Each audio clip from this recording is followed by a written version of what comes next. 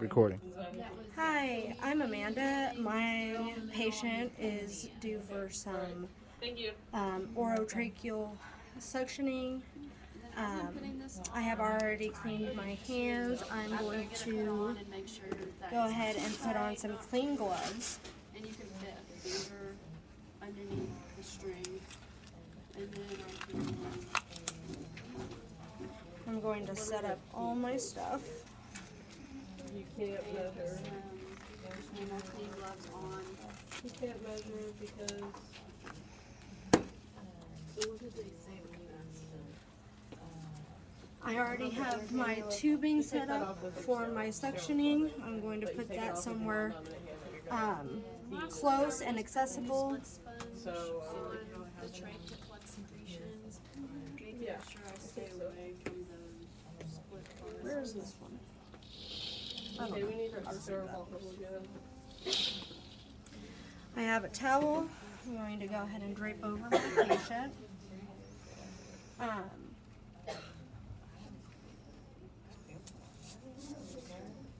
then everything else is ready. I'm going to go ahead and Okay, I think I got this. Throw my trash away. You're gonna have to be an assistant. complete hand hygiene again. My suction is set at 100 to 150 millimeters of mercury for an adult.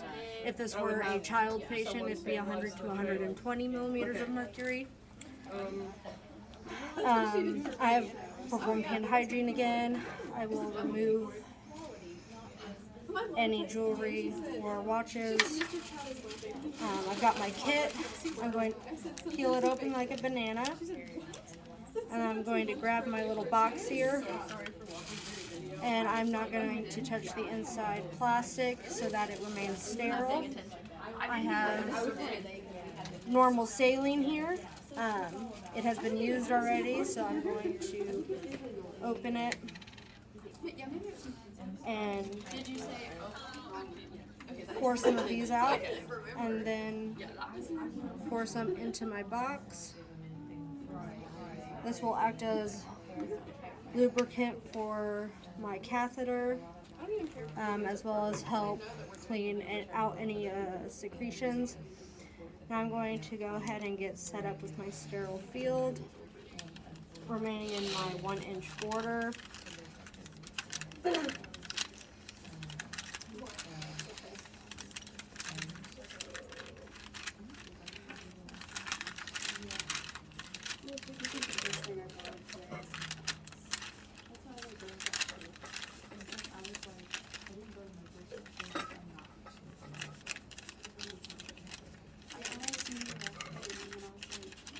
Where'd the picture go? Okay. I'm going to start with my dominant hand.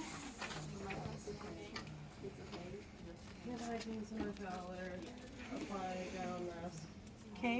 Now I'm going to reach underneath Optional or the to. cuff here. No, I don't think so. Suction is needed before. Okay, and then the rest is just doing it, which is fine. Okay. Now I'm going to reach into my sterile field and grab my catheter. Yeah, and then I'm gonna start doing it, and whenever it gets to the inner cannula part, they were using a disposable cannula.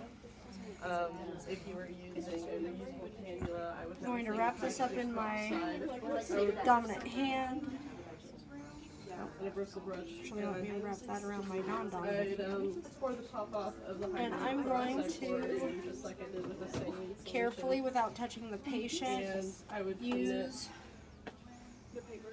this to measure from and then the end rest is of the just doing mouth the rest of it. to the tip of the earlobe to the base of the throat. I get about There's not a cup in 22. this. If this was for a nasopharyngeal, it'd be from the Here's what you're supposed tip of the nose to the earlobe. If it was oropharyngeal, it would be from the end of the mouth to the tip of the earlobe. So now that I know my measurement is 22, I'm going to wrap this around my dominant hand, and then I'm going to commit my non-dominant hand to my suction tube and attach. Now to make sure that it is suctioning properly and to lubricate it, I will suction up some of my saline, and then make sure that you don't have your finger over the hole here in your suction. While inserting, I will go fast so that way it's less uncomfortable for my patient. Yeah. And then once I reach my predetermined length, I can start suctioning, slowly rolling it in my fingers back and forth to catch secretions. I don't want to suction for longer than 15 seconds at a time while pulling out. Yeah, And then I want to take a 30-second break between a second go round. If I feel like it's not suctioning and it needs the secretions cleared up, I can put it back into my saline. I can go a couple more times. Don't want to exceed 5 minutes. And then you have somebody hold it, and you take the, And that's about it. Once it's done, you can turn off the suctioning and then wrap this this is up where you in take your gloves off, hand. or you say, I'm going Then I can just to, remove my gloves clean gloves, so we don't really and need close my tubing up in my glove And then this is where you apply the trig this. and dispose of all my mess. And then I will document everything So I think I'm ready. and how the patient did. Tracheostomy. Also, prior to the procedure, you always want to make sure that you have hyperoxygenated your patient. We first make sure that we have an order to do this care.